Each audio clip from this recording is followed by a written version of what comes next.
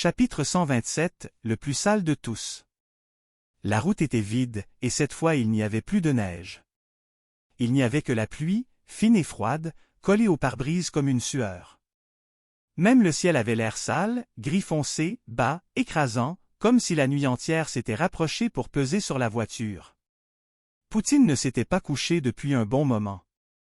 Il restait assis droit, les oreilles tendues, le regard en mouvement constant sur l'extérieur. Il n'était ni calme ni détendu. Il était en alerte, comme avant une attaque. Yvon le connaissait assez pour ne pas se tromper. Ce n'était pas de la curiosité. C'était un avertissement.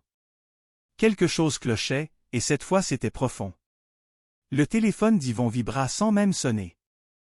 L'écran s'alluma sur fond noir, et le texte blanc apparut tout de suite.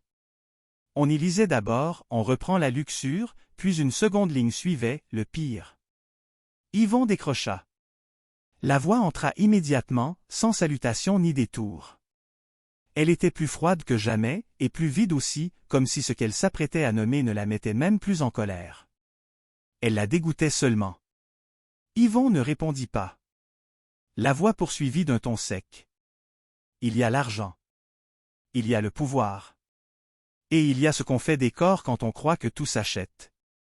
Un dossier entra sur le téléphone d'Yvon. On y voyait un homme au costume parfait, avec un sourire philanthrope, président d'un grand fonds d'investissement, donateur public, présent dans les hôpitaux, les fondations et les bourses étudiantes. Sur papier, c'était un saint moderne. La page suivante montra autre chose. Il y avait des listes, des hôtels, des appartements, des contrats, des accords de confidentialité et des paiements.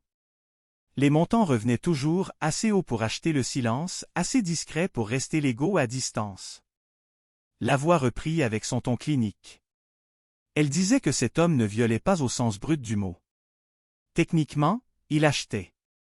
Il achetait le silence, la peur, l'avenir, le besoin, et finissait par acheter des vies comme d'autres achètent un service.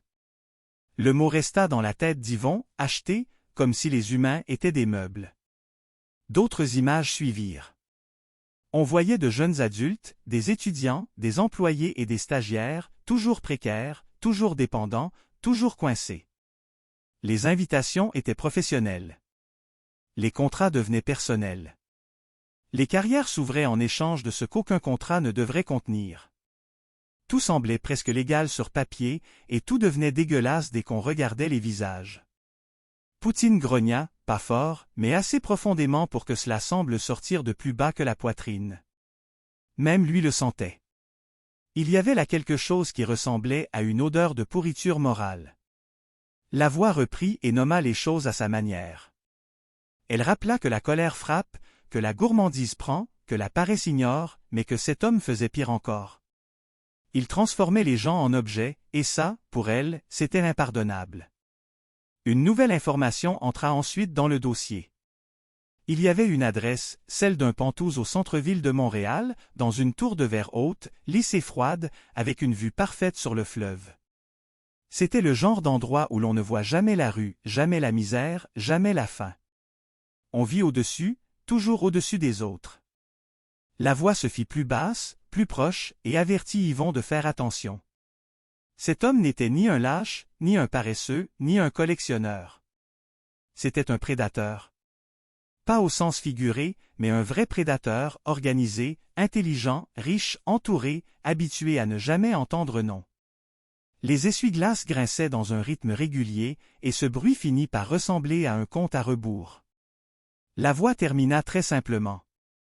Elle dit que l'argent peut presque tout acheter, puis elle ajouta qu'il ne pouvait pas l'acheter, elle. L'appel coupa. Pendant quelques secondes, il n'y eut plus que la pluie, le moteur et Montréal qui apparaissaient au loin.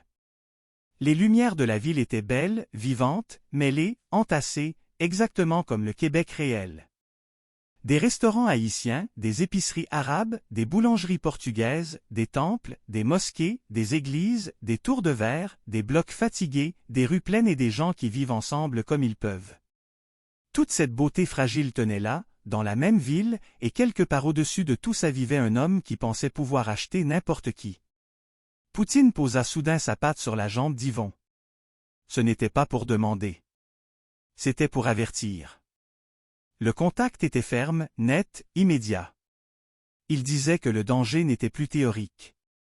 Il était proche, et il avançait déjà dans leur direction. Yvon comprit alors quelque chose de nouveau. Pour la première fois depuis longtemps, le narrateur ne préparait pas seulement une punition. Il préparait une chasse. Cette forme-là ne fuirait pas comme les autres fautes. Elle se cacherait, manipulerait, paierait, séduirait, promettrait et frapperait avant même qu'on la pousse dans un coin.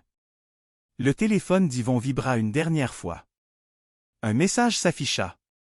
Il disait qu'il allait essayer de l'acheter, puis une seconde ligne apparut et lui demandait de voir s'il avait, lui aussi, un prix.